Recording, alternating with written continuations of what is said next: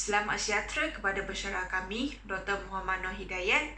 Saya Lau Ying Juan, nombor matrik saya BG19110406 bersama adik kumpulan saya dari Seksyen 2, Kumpulan 7 ingin membentangkan tajuk kerja khusus kami iaitu makanan dan minuman tradisional tamadun India.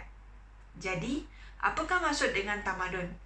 Tamadun bermaksud pencapaian kemajuan dalam aspek kerohanian dan jasmani sesuatu masyarakat yang memberi fokus dari sudut ilmu dan fizikal. Perkataan tamadun adalah daripada bahasa Arab.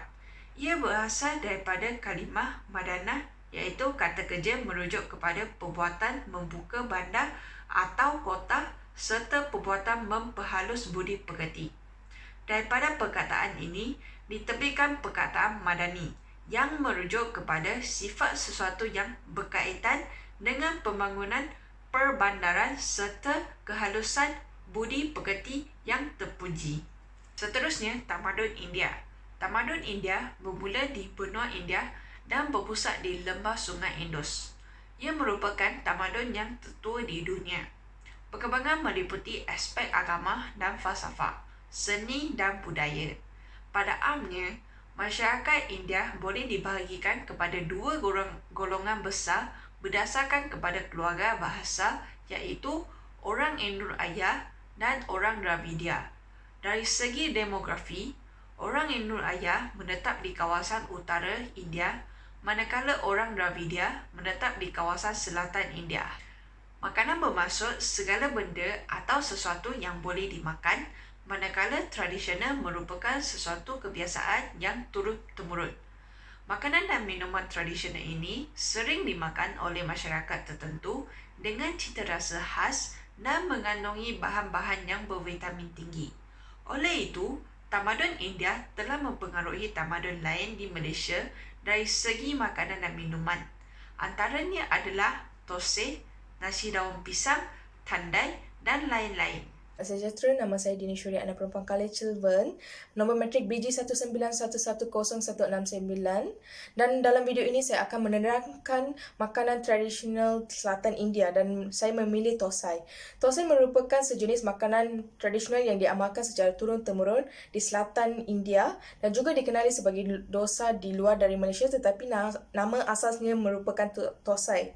Menurut Parameswaran Tangkapan Naya, beliau menyatakan bahawa thosai telah wujud sejak abad ke-5 di negara India. Pada awalnya dipercayai bahawa thosai dijumpai di jalan-jalan kuil di Udupi, Karnataka. Raja Chaulya Someshwara yang ke-pertama merujuk thosai dalam kesusastraan Tamil pada abad 1054 dan kemudian pada abad ke-6. Resipi itu dimakan sebahagian besarnya oleh orang yang beragama Hindu yang tidak memakan daging dan hanya memakan sayur-sayuran atas sebab-sebab peribadi atau kepercayaan kerana mereka mempunyai halangan kandung. Asal-usul nasi dalam kandungan thosai sering dikaitkan dengan resipi yang digunakan nasi yang lama dan menjadikan hidangan baru agar nasi tidak terbazir. Proses membuat thosai bermula dengan merendam urat dal dan biji halba selama 6 jam di dalam air. Lepas tu, bahan-bahan tersebut ditambah kecampuran tepung beras dan garam akan ditambah dalam campuran dan dikacau untuk membentuk adunan bebas benjolan dan kemudiannya ditinggalkan selama sekurang-kurangnya 12 jam untuk fermentasi. Campuran itu adalah tanam menggunakan batu pengiling kerana ia dipercaya bahawa hasil ini menjadi lebih baik dari thosai. Adunan kemudiannya cepat tersebar dari pusat wajan dan pengiling menggunakan pangkal senduk. Apabila adunan menghasilkan lubang kecil dan bahagian bawahnya menjadi coklat keemasan, ia terbalikan. Lepas tu, thosai kemudian dilipat dua, biasanya dihidangkan dengan hidangan seperti sambar, kari dan chutney. Nama saya Brenda Chiensan, nombor matriks BG19110256. Saya merupakan pelajar daripada grup 7 Seksyen 102. Antara makanan tradisional tamadun India ialah nasi daun pisang. Nasi daun pisang ini berasal daripada India Selatan. Ia merupakan hidangan bersayur yang sering dihidangkan di kuil selepas upacara sembahyang. Penggunaan daun pisang ini adalah untuk menggantikan kegunaan pinggan mangkuk semasa makan. Hal ini demikian kerana terdapat banyak pokok pisang yang boleh didapati di India.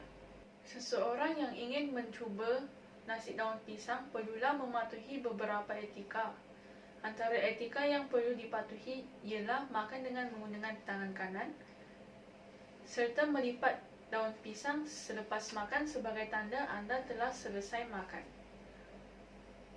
Nasi daun pisang ini dikatakan sebagai satu seni dan jika ia tidak mematuhi etika yang ditetapkan, pelanggan mungkin dengan tidak sengaja akan menghina pelayan yang melayan di restoran tersebut. Selamat sejahtera kepada semua. Nama saya Ling Shen dari HE22. Hari ini saya nak membentangkan tentang makanan tradisional India Utara, iaitu naam. Naam adalah sejenis roti bagi yang asas dari India Utara. Ia telah disajikan di semua restoran India dari seluruh dunia.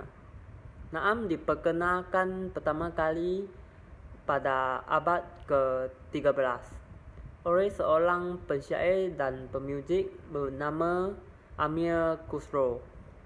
Tetapi asasnya kemungkinan lebih awal.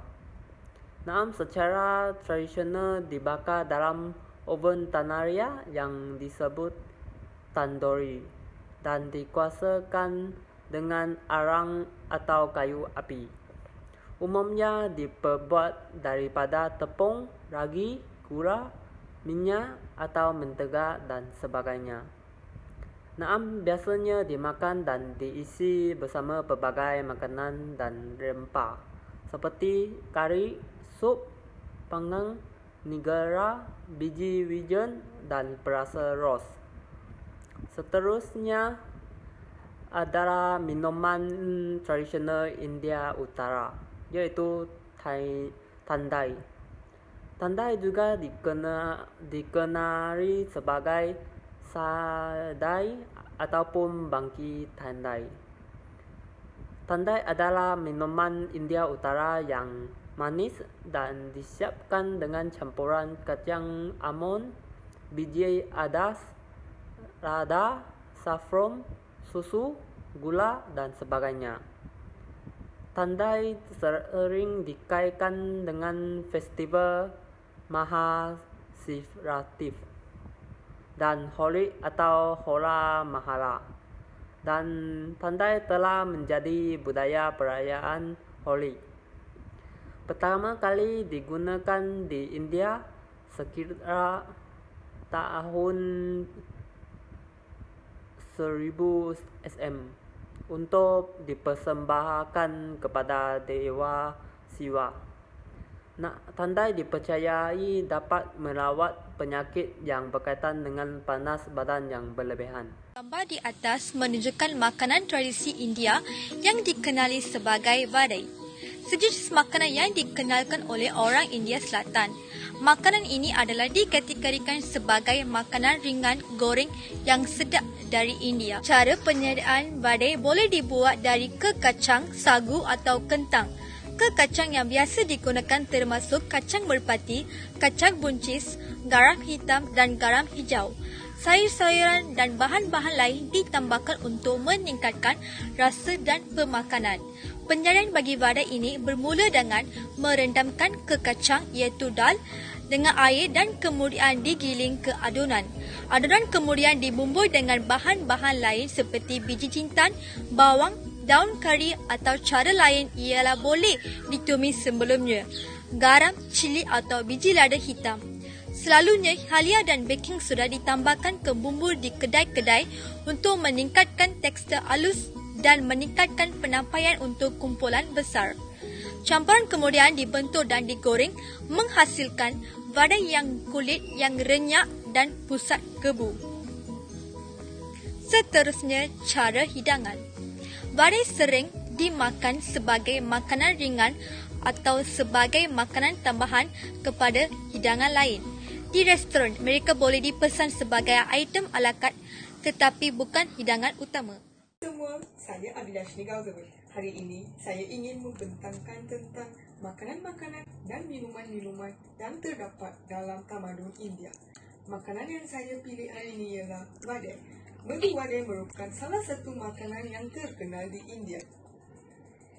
Medu adalah perkataan Kannada yang diterjemahkan yang membawa maksud lembut dan juga vadai membawa maksud friter, iaitu friter yang lembut. Tambahan pula, orang suka mencuba vadai berbeza menggunakan urat dal sebagai asas. Proses penyediaan vadai ini sangat mudah dan juga senang. Vadai ini boleh disediakan di rumah. Selain itu, vadai ini digemari oleh penduduk India maupun penduduk Malaysia. Di Malaysia, vadai ini boleh terdapat di pasar malam. Orang suka mengunyahnya dengan pelbagai jenis sambar, chutney dan juga pudina. Selain itu, minuman yang saya pilih ialah filter coffee. Filter coffee ini berasal pada abad ke-17 di Karnataka. Baba Budan merupakan seorang Muslim yang suci dan beriman berasal dari Chikmagalur. Dikatakan bahawa telah menyeludup 7 biji buah kopi dari negara Yaman ketika pulang dari haji. Pada abad ke-19, perkebunan kopi bertujuan mengeksport hasilnya. Walau bagaimanapun, pada abad ke-20, kopi telah menjadi sangat terkenal di seluruh negeri India Selatan seperti Karnataka, Tamil Nadu dan Andhra. Walaupun popularitinya berlambung tinggi di seluruh negara pada abad ke-20 dan ianya juga telah terkenal di luar negara seperti negara kita, negara Malaysia dan juga negara Singapura. Itu saja dari saya. Sekian, terima kasih. Terus seterusnya saya akan menerangkan minuman utara India iaitu Jaljeera. Menurut Sushmita Sengupta, beliau menyatakan Jaljeera secara umumnya diterjemahkan kepada air jal dan jintan jeera dalam bahasa Hindi merupakan minuman gemari pada musim panas di India. Jaljeera merupakan minuman anjay untuk bertahan dalam pada waktu musim panas di India. Bukan itu sahaja, ia berfungsi sebagai pembuka selera tetapi ia juga menjadikan tubuh sejuk dan memberi kelegaan awal daripada dehidrasi. Walau bagaimanapun, ramuan itu lebih daripada gabungan jintan dan air. Minuman Jaljeera dipercayai bahawa dicipta oleh sekumpulan orang yang ditinggal di tepi sungai Ganga di mana disediakan dengan mengisar semua bahan-bahan pada sila bati. Serbuk kemudian dicampur dengan air dan diawet dalam periuk tanah liat agar tetap sejuk.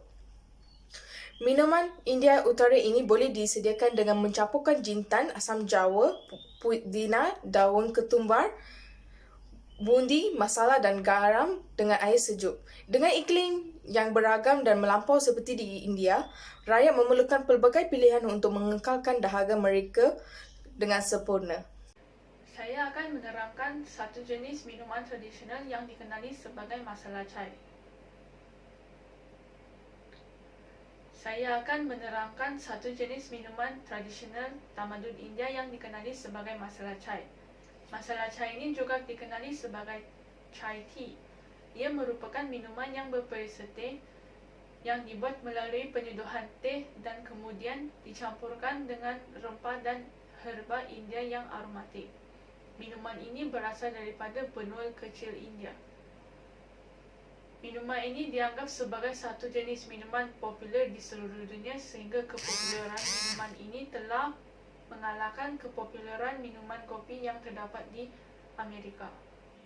Kaedah tradisional yang paling mudah untuk menyediakan masala chai ini adalah melalui perebusan, iaitu mendidih ataupun merebus campuran susu dengan air sekali dengan daun teh yang longgar, pemanis dan juga bahan-bahan rempah.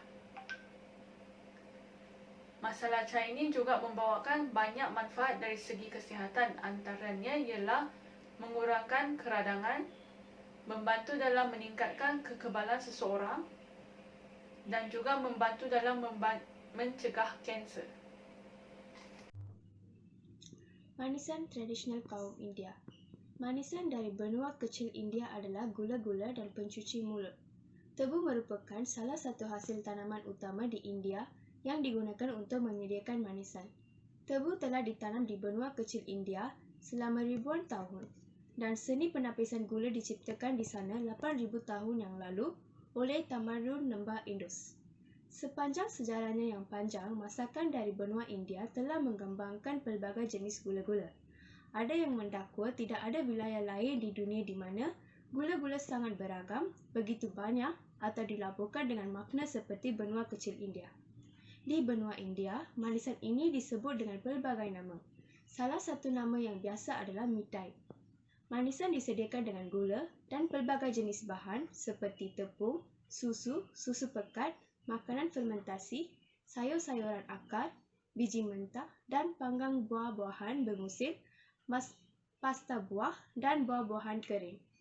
Beberapa gula-gula seperti kheer dimasak, beberapa seperti burfi dibakar, varieti seperti pak Mysore dipanggang, beberapa seperti jelebi digoreng, yang lain seperti kulfi dibekukan, sementara yang lain melibatkan gabungan teknik penyediaan kreatif. Komposisi dan resipi gula-gula dan ramuan lain berbeza mengikut wilayah. Di India, gula-gula adalah bahagian yang tidak terpisahkan dari lingkungan sosial, agama dan budaya. Sebenarnya, semua dewa mempunyai pencuci mulut kegemaran mereka. Sebagai contoh, Ganesha suka modak, Hanuman suka laddu, Dewa Shiva menyukai tandai, dan Tuan Krishna kecil yang comel menyukai peda. Sebilangan gula-gula ini berusia ratusan tahun dan mempunyai kisah-kisah yang menarik yang melekat padanya. Terdapat banyak gula-gula tradisional India dan pelbagai sejarah, makna dan pasti dengan rasa yang berbeza. Tambahan pula, pengambilan manisan dalam makanan memberi banyak faedah untuk kesihatan kita. Ayurveda berpendapat bahawa manisan itu harus didahulukan. Rasa manis bertindak dengan cepat pada selera dan air liur. Makan makanan manis terlebih dahulu memungkinkan aliran rembesan pencernaan, kata pakar pemakanan Supriya Nair. Selain itu, kata Nair, makan pencuci mulut pada akhirnya bermaksud kalori dan gula kosong dapat menekan api pencernaan yang menyebabkan penapaian dan pencernaan berkat asid yang dihasilkan. Oleh itu, perut kita mengalami kembung dalam kes ini. Bagi orang yang lapar, manis juga membantu mengatasi angin di perut. Justru, manisan tradisional kaum India sangat sedap dalam rasa dan juga terdapat banyak manfaat untuk kesihatan kita. Kesimpulannya, makanan dan minuman tradisional tamadun India telah diwarisi oleh masyarakat sehingga kini. Ia boleh menarik kaum lain untuk merasa dan mengetahui pelbagai bahan yang digunakan.